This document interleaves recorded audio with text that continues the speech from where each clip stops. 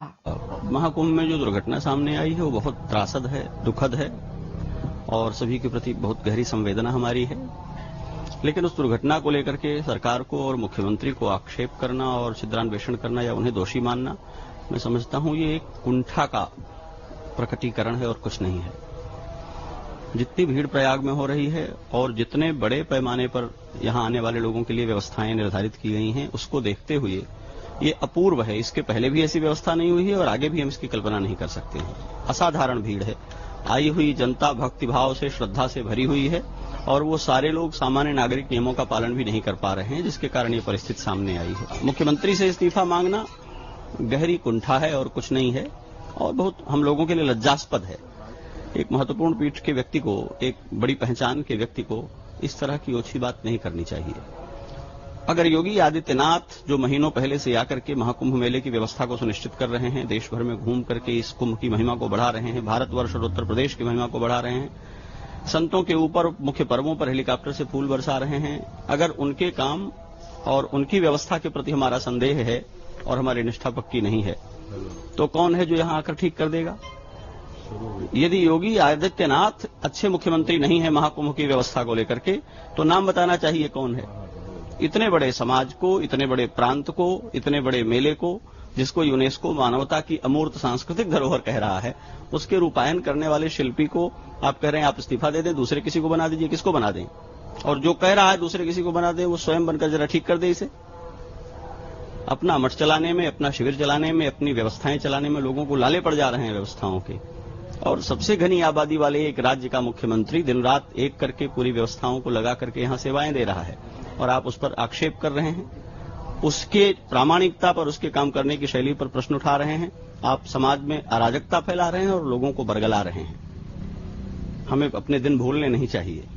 सड़कों पर घसीट करके जब लाठियों से पीटा गया था, उस मुख्यमंत्री से इस्तीफा लिया था क्या? पालघर के निहत्थे साधुओं को दौड़ा करके मार डाला गया था, उस मुख्यमंत्री से इस्तीफा लिया था क्या? अयोध्या में निहत्थे राम भक्तों को दौड़ा दौड़ा करके गोली से भून दिया गया था, उस समय इस्तीफा लिया था क्या? योगी आदित्यनाथ से इस्तीफा चाहिए। इतनी राजनीति में रुचि है तो आइए राजनीति करिए। इस देश में मुख्यमंत्री जनमत से बनता है, वोटिंग से बनता है, सांगठनिक और संवैधानिक योजना से बनता है। अपने मन से मुकुट पहनकर चांदी की कुर्सी पर बैठ जाने से कोई मुख्यमंत्री नहीं बन जाता है। आप कह देंगे और मुख्यमंत्री पद छोड़ देंगे। ये बातें समाज को दिग्भ्रमित करने के लिए कही जाती हैं। ये गहरी कुंठा से पैदा होने वाली बातें हैं।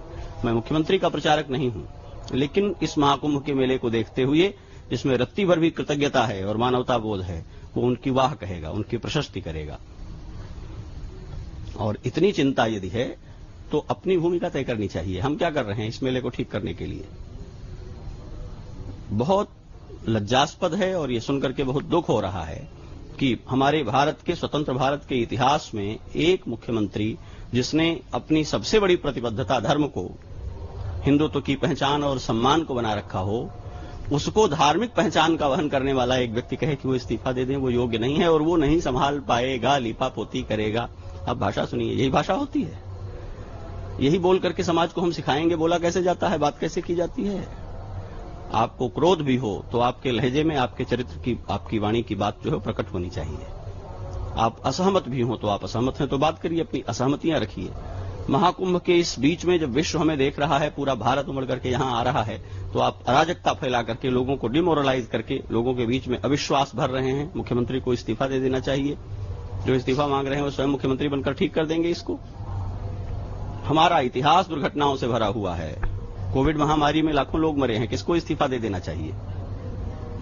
अनेक दुर्घटनाएं हमारे सामने हैं जिसमें लोगों की मृत्यु हुई है, कौन इस्तीफा दे देगा? महामारी से लोग मरते हैं, आपदाओं से लोग मरते हैं।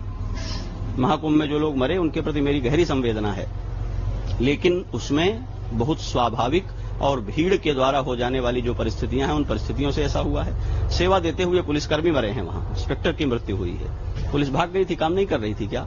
अनाउंस कर रहे हैं पुलिस ऑफिसर की आप लोग नहाइए, यह जगह खाली करिए।